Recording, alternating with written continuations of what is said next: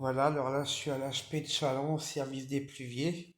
Je suis hospitalisé par le docteur Serra qui m'a mis 200 mg de Seresta, donc c'est pour ça qu'on va mes yeux shooter.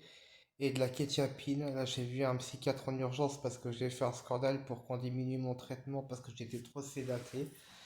Et le docteur Serra, ça fait des années qu'il y a des problèmes avec elle. Je suis censé la voir lundi, j'ai vraiment pas hâte. Vous voyez les chambres de l'hôpital de merde de Chalon, ils ont des badges là, les portes pour entrer, pour verrouiller les portes, hein, pour que ce soit notre clé à nous, pour pas qu'on rentre dans notre chambre. Je l'ai déchiqueté, voilà, brûlé au briquet, j'ai détruit leur merde. Voilà. Alors, concernant le docteur Sierra, ils m'ont demandé à l'entretien, le psychiatre d'urgence, là, que j'ai vu aujourd'hui, de lister ce qui allait pas et le questionnement. Alors, j'ai dit questionnement, mise en isolement doublement fermé, espace douche WC, d'une personne de ma famille qui a dû suriner dessus. Quelqu'un de ma famille a dû suriner dans l'hôpital où je suis, a dû suriner sur le sol en isolement et s'essuyer avec sa couverture.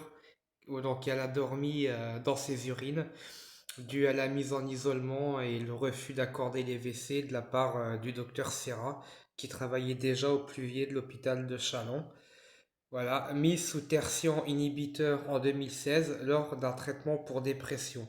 Harcèlement du docteur Serra pour mise sous curatelle alors que je suis autonome. Enfermement de la chambre à clé pour la personne de ma famille suite à un refus de porter plainte pour viol. Hypocrisie du docteur Serra quand elle me voit, moi ou ma mère. Sourire entre parenthèses. C'est pour ça que je l'appelle Sœur Marie. Sœur Marie la faux cul. Alors que la personne de ma famille a dormi dans son urine pendant 15 jours. Orientation vers le SAMSA en 2016-2017 où j'y étais traité en handicapé mental par Monsieur Troget et Madame Ordonneau. Mise en chambre d'isolement en 2022 où j'ai mis un an à récupérer mon pantalon survêtement. Remise d'émoussement affectif par le tertian. Ah oui, donc elle m'a represcrit la camisole inhibitrice qui est le tertian en 2022, comme elle l'avait fait en 2016. Là, c'est le Seresta cette année. Plus 20 mg d'Abilify. Plus kilo de Tranxène. Parce qu'elle aime bien les neuroleptiques et les benzodiazépines, cette dame. Pourquoi Docteur Sierra, dans ma question, prescrit-elle des drogues lourdes? J'ai fait des vidéos YouTube sur le docteur Sierra et Samsa, chaîne YouTube Stan Duo et Fabien Silla. Les questions concernant l'hospitalisation, concernant l'hôpital.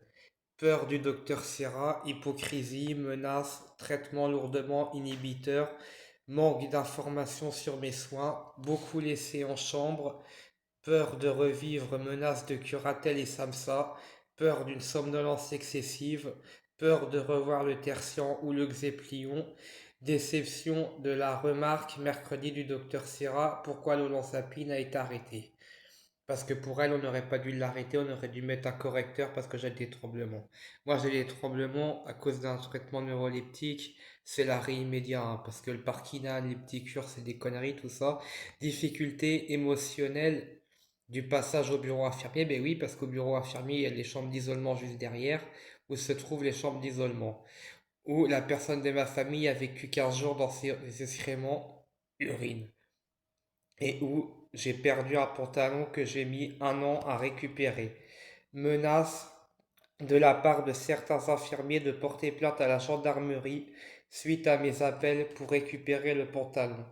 Ne veux pas que les pluviers, je ne veux pas moi que les pluviers appellent l'hôpital Jean-Baptiste Pussin à Lens où j'y étais hospitalisé en 2019, 2020, 2022 et 2023. Surtout de la part du docteur Vore. Donc le docteur Vore, la psy de l'hôpital de Lens dans le Pas-de-Calais.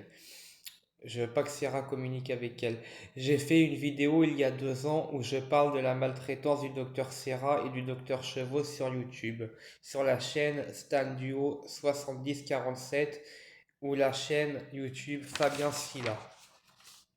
Mes ressentis sur l'hôpital, hein, sur les pluviers, sur l'hôpital psychiatrique où que je suis. Ma façon de voir l'hôpital de Chalon. Passion qu'on laisse vivre dans les excréments, vol notamment de vêtements de la part du personnel, inhibition médicamenteuse, psychiatre radié pour maltraitance et agression sexuelle, menace ou insistance pour placement sous curatelle, rentre dans la chambre la nuit, faux diagnostic, aggravation des déprimes, souffrance morale qu'on fait passer pour un trouble cognitif,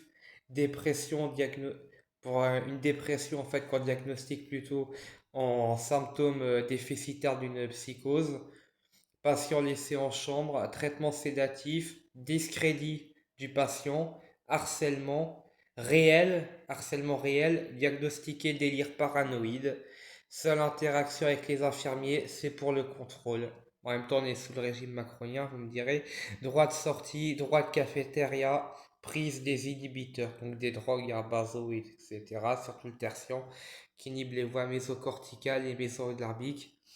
Donc pour une personne qui n'est pas déficiente mentale, je ne souhaite pas non plus aux déficients mentaux d'avoir ça, mais pour une personne qui n'est pas déficiente mentale ou paranoïaque, mettre du tertian aggrave sa dépression parce que ça bloque les voies mésolambiques et mésocorticales qui sont les voies qui régulent la pensée, les émotions, la motivation, l'initiative, la réflexion, la joie de vivre, les plaisirs, comme les plaisirs sexuels, les plaisirs à faire du sport, les plaisirs de la lecture. Ben, ça passe par ces voies dopaminergiques-là que le tertian bloque bien évidemment. Le tertian entre autres, il y a d'autres neuroleptiques, ce qui fait qu'en cas de déprime ou d'harcèlement, quand on est harcelé puis qu'on est blasé, qu'il y a une lassitude, ces molécules-là, même si je les souhaite à personne, mais dans ce contexte-là, il ne faut qu'aggraver les choses.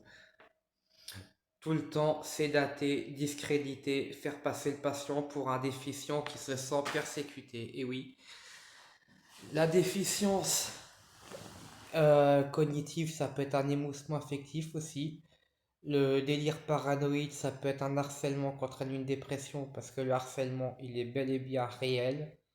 Donc il y a énormément d'abus à dénoncer sur la psychiatrie en général.